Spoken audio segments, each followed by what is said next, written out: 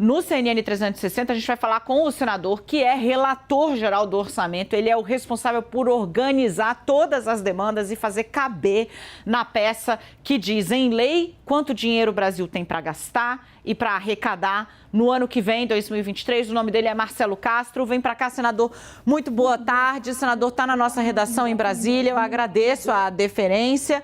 Senador, muito estica e puxa, ainda pouca definição sobre qual vai ser o instrumento utilizado para fazer caber as propostas, né? O Auxílio Brasil de 600, o novo Bolsa Família de 600, o reajuste do salário mínimo, como é que faz tudo isso caber dentro do orçamento? E o dono da varinha mágica é ele, é o senhor quem vai ter que resolver. Qual caminho o senhor aposta? O que o senhor vê por aí?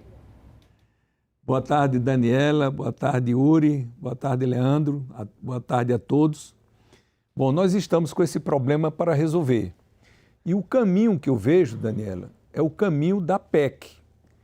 É o caminho mais seguro, é o caminho mais defensável do ponto de vista jurídico, é o caminho mais inquestionável. Mesmo porque os 21,6 milhões de famílias hoje no Brasil que estão recebendo o Bolsa Família ou Auxílio Brasil no valor de R$600, eles estão recebendo exatamente porque nós, através de uma PEC, excepcionalizamos esses R$200, não é, para que eles pudessem receber os R$600.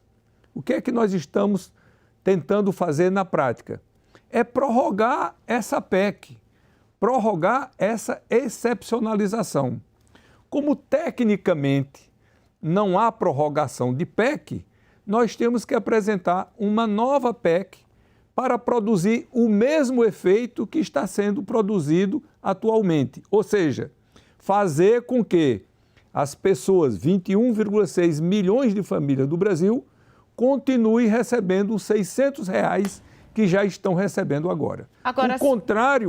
O contrário de não aprovar a PEC seria o mesmo efeito do Congresso Nacional, Câmara e Deputado, votar para tirar R$200 das famílias que estão em dificuldade, que são as mais carentes do Brasil, o que seria uma coisa absolutamente reprovável. Aí, senador, tem um embaraço que é o do tempo, né? O tempo que a lei prevê para a tramitação de uma PEC, né? Exatamente por ser uma alteração no texto da Constituição, ela precisa ser analisada com mais vagar.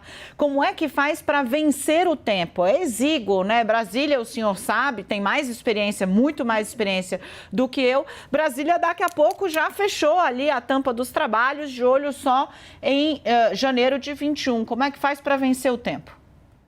Daniela, a minha ideia é de quando a equipe de transição do presidente Lula propuser essa PEC, a gente então vai para o Congresso para negociar.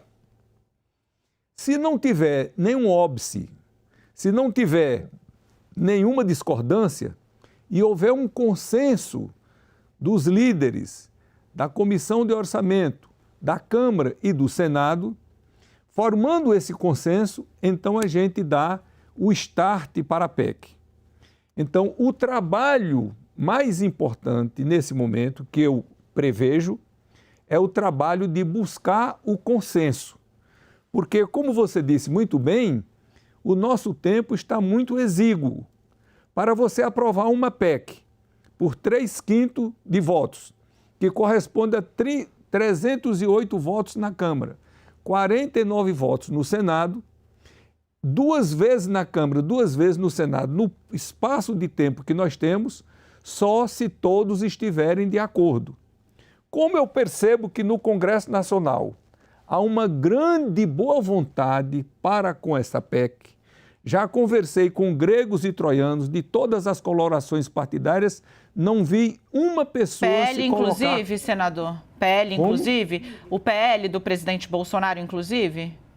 Não, eu não posso falar pelo PL, mas as pessoas que eu tenho conversado até agora, não vi ninguém que se posicionasse contrário. Mesmo porque, Daniela, o presidente Bolsonaro prometeu a mesma coisa que o presidente Lula prometeu.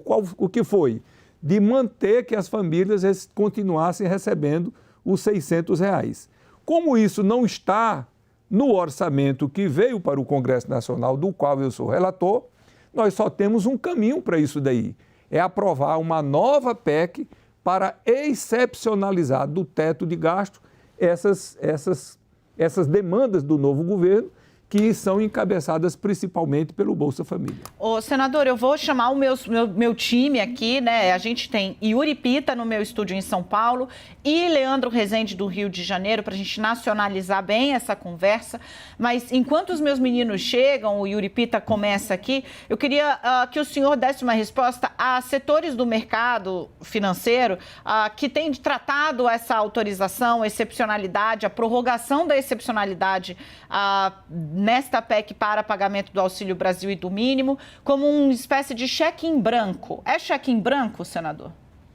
Em hipótese nenhuma, Daniela. Jamais poderia ser um cheque em branco. O que nós vamos fazer é um gesto, um ato de extrema responsabilidade.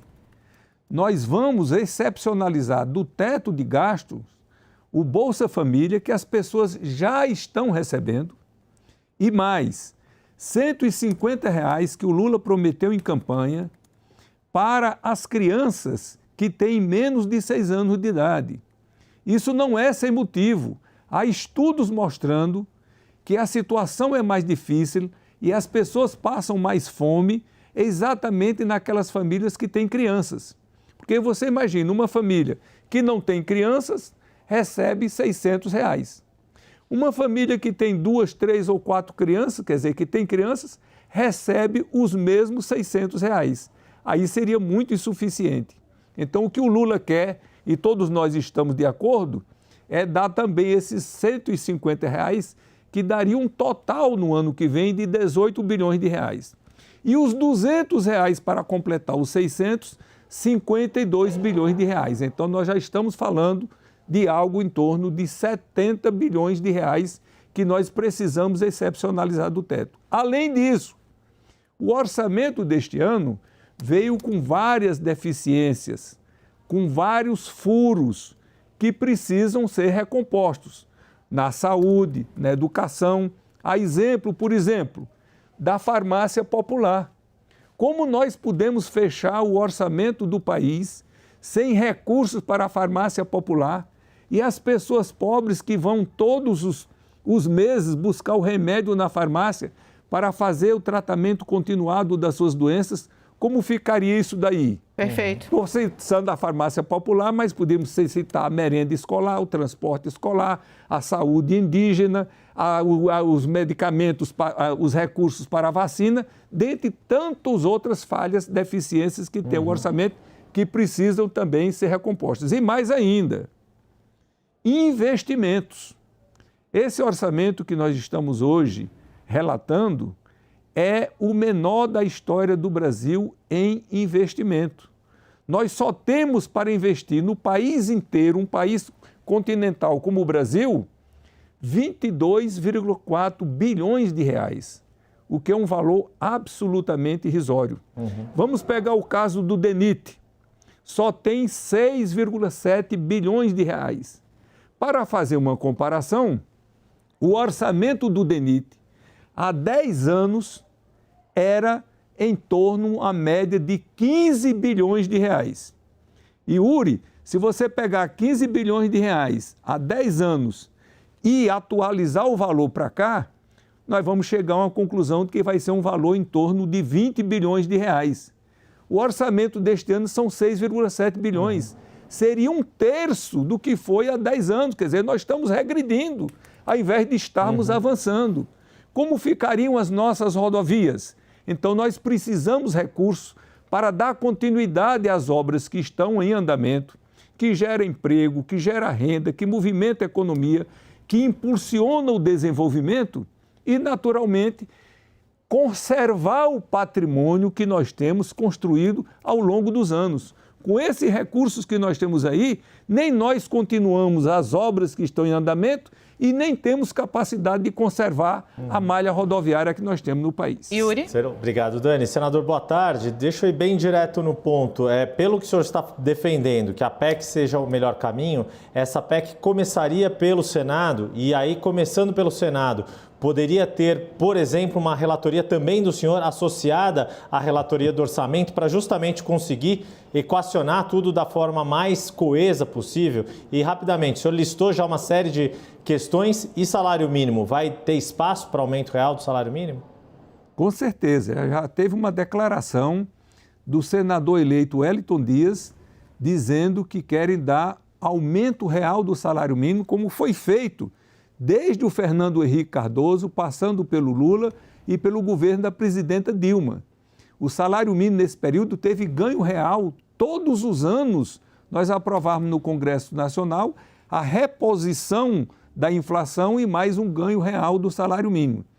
E isso daí traria um impacto no orçamento do próximo ano em torno de 6,5 bilhões de reais, o que não é um valor tão elevado, mas ficaria uma mensagem simbólica para a opinião pública de que esse governo está preocupado com o ganho real do salário mínimo.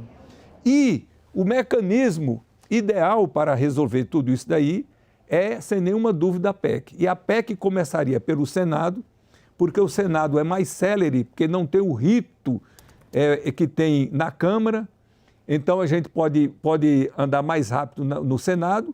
Sendo aprovado no Senado, ela iria para a Câmara e na Câmara, ao invés de precisar constituir uma comissão especial para seguir todo o rito, ela já seria apensada a uma PEC que já tivesse tramitado na Câmara, cumprido o rito regimental e aí, com toda facilidade, ela apensada, seria votada também na Câmara. É necessário que a gente tenha essa compreensão, porque o nosso tempo é exíguo.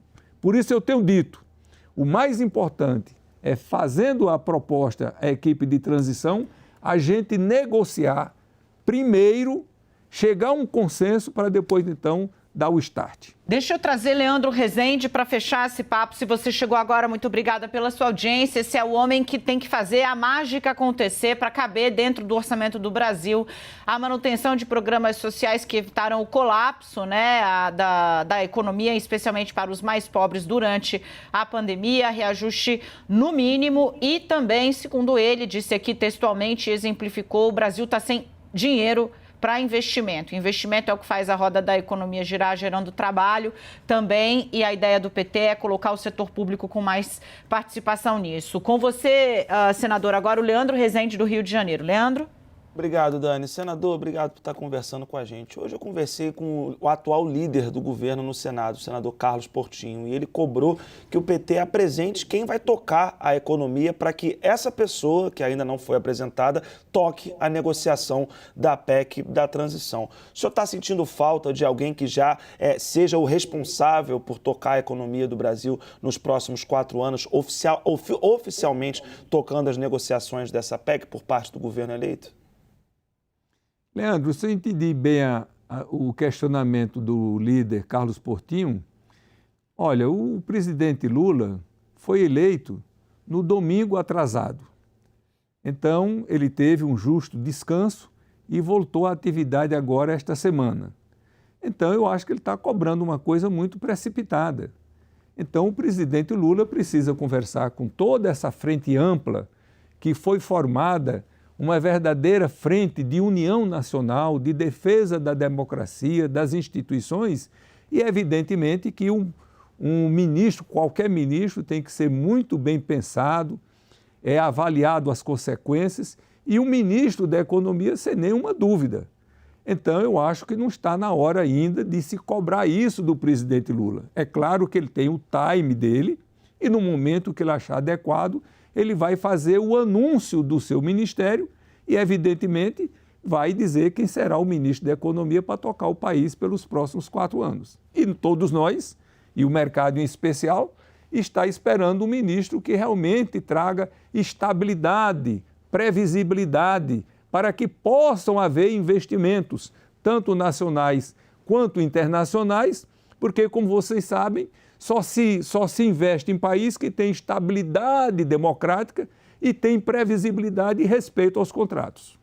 Gente, muito obrigada aos meus meninos aqui e ao senador Marcelo Castro, do Piauí, que participou conosco aqui no CNN 360, trazendo aí as informações. O senador já foi ministro, o senador conhece máquina pública de todos os lados, sendo governo, sendo oposição, sendo integrante de ministério e coordenando aí o orçamento. Está nas mãos dele, a gente vai acompanhando. Obrigada pelo caminho das pedras que o senhor desenhou aqui. Estamos à disposição. Senador, até a próxima. Eu que agradeço, um prazer, estarei sempre à disposição de vocês. Obrigada.